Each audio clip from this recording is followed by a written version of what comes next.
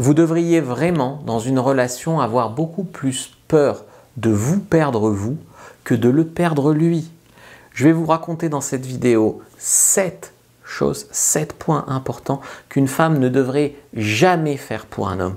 Et je pense que vous allez être surprise. Et surtout le dernier point. Donc regardez bien la vidéo jusqu'au bout. Le premier point, c'est de vouloir paraître. Et beaucoup de femmes veulent paraître. Je veux paraître normal. Je veux paraître extraverti. Je veux paraître cool. Je veux paraître femme fatale. Je veux paraître tel que Alex et Brenda m'ont dit d'être sur YouTube.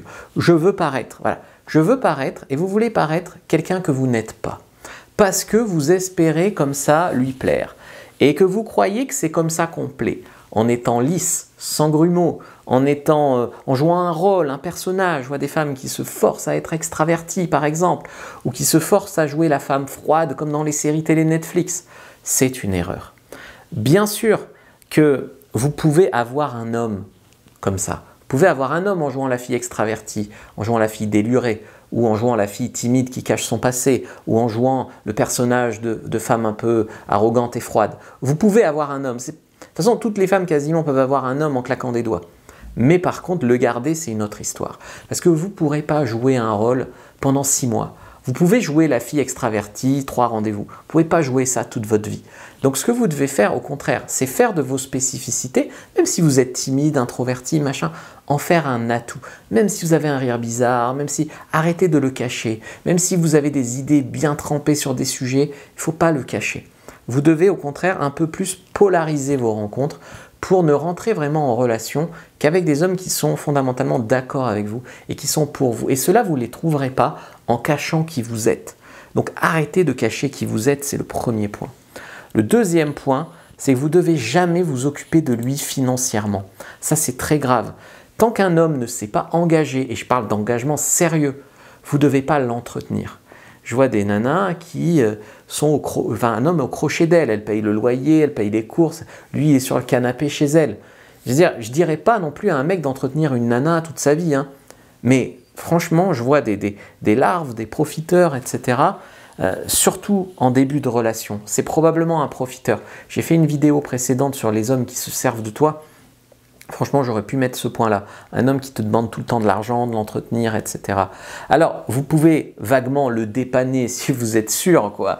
Mais vous ne pouvez pas lui payer le loyer, toute la vie, lui donner un toit, lui faire les courses, lui faire à manger. Déjà, vous n'êtes pas sa mère et puis, c'est pas sain dans une relation. Après, bien sûr, on peut avoir un coup de moins bien. T'es avec un mec, c'est le père de tes enfants, il perd son job, bien sûr. Bien sûr.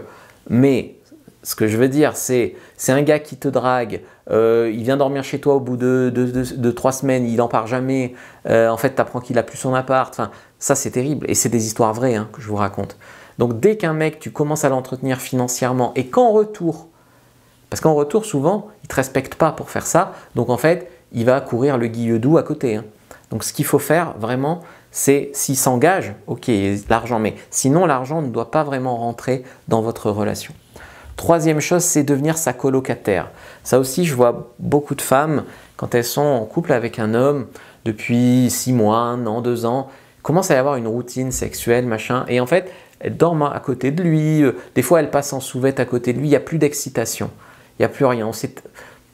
C'est tellement normal de dormir avec lui, avec elle, qu'il n'y a plus rien. C'est tellement normal de se voir dans la salle de bain, même aux toilettes des fois.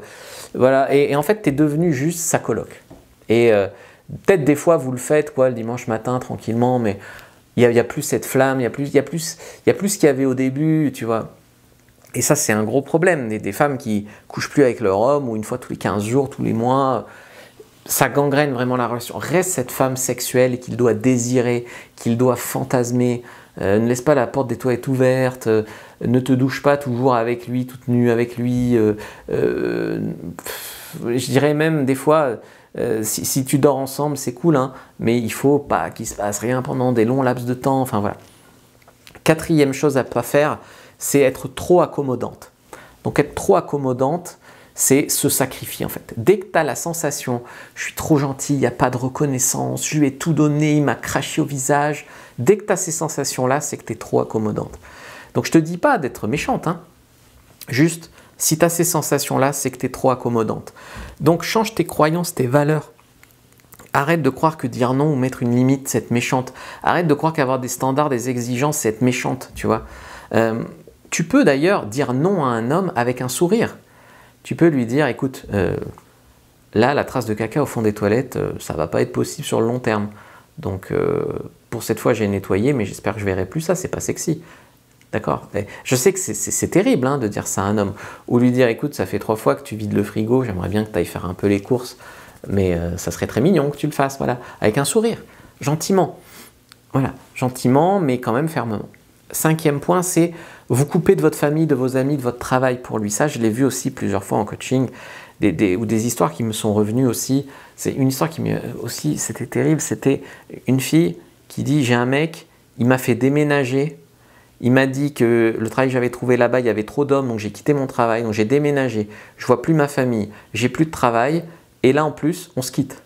Donc, c'est terrible. Donc, dès que tu quittes un homme, tu coupes de ta famille, t'interdis de voir tes proches, il te fait aller au bout du monde pour lui, il te fait changer de travail. Ce n'est pas des sujets qui doivent être pris pour un mec comme ça. Encore une fois, tu es marié avec lui, c'est le père de tes gosses.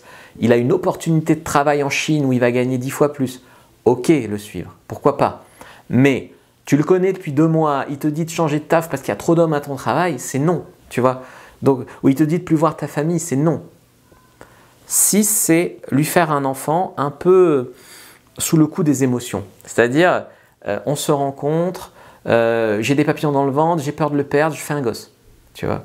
Ou alors, je l'ai idéalisé, ça fait 3 mois que je le connais, c'est l'homme de ma vie, c'est parfait, ça part à 1000 à l'heure, c'est sûr que c'est lui, je fais un gosse. Non. La plupart des femmes, elles ont rencontré un mec depuis 3 semaines, elles croient que c'est le prince charmant. Ne fais pas un enfant avant de le connaître vraiment. Ça peut prendre plus d'1 an, 2 ans, d'accord? Vraiment. Donc, même idéalement un mariage, d'accord? Mais ce que je veux dire, c'est au moins...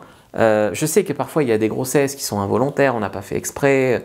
Bien sûr, il y a aussi des accidents, bien sûr. Mais le truc, c'est que très souvent, ce qui se passe, c'est soit vous avez l'euphorie de la rencontre et ça vous fait idéaliser un homme.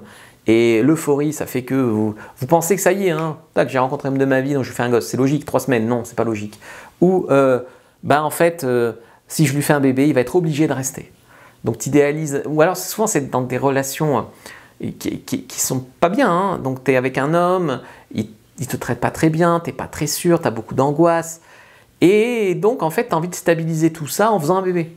Mais non, non, il faut être dans une relation stable pour faire un bébé. Il ne faut pas compter sur le bébé pour stabiliser la relation. Ce point est un peu craignos, peut-être que vous ne serez pas d'accord avec moi, je vous laisse dans l'espace commentaire.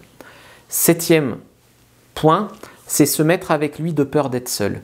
Je vois des nanas très bien, qui sont avec des mecs pas terribles, et qui me disent « Ouais, mais qu'est-ce qui me dit que j'ai droit à mieux ? Comment je sais que je pourrais trouver mieux ? Ouais, mais la solitude, c'est dur à porter, parce que tu comprends, 1 semaine sur 2, j'ai mes enfants, machin, truc, bidule. » C'est pas des bonnes raisons, en fait, pour être avec un homme. Être avec un homme parce que tu as peur d'être seul, c'est pas une bonne raison. Être dans une relation de merde parce que tu crois que tu mérites pas mieux, c'est pas une bonne raison. Après, tu as un mec correct, tu as une relation correcte, c'est pas Brad Pitt, mais tu as une relation correcte, ok, réfléchis, d'accord. Mais tu es dans une relation où tu n'es pas bien et tu y restes parce que tu crois que tu mérites pas mieux, mais donne-toi les moyens de mériter mieux.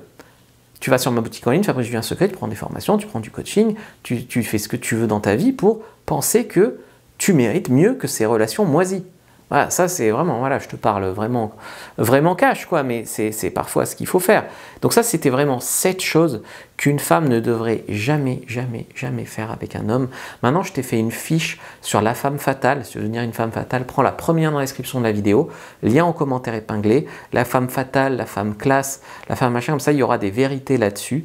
Tu peux la prendre, like, commente, partage. Je regarde une autre vidéo avant de partir. Je vois qu'il y a plus de 50% des spectatrices régulières qui ne sont pas abonnées. S'il vous plaît, abonnez-vous, ça donnera vraiment un coup de pouce à l'algorithme. Je vous remercie.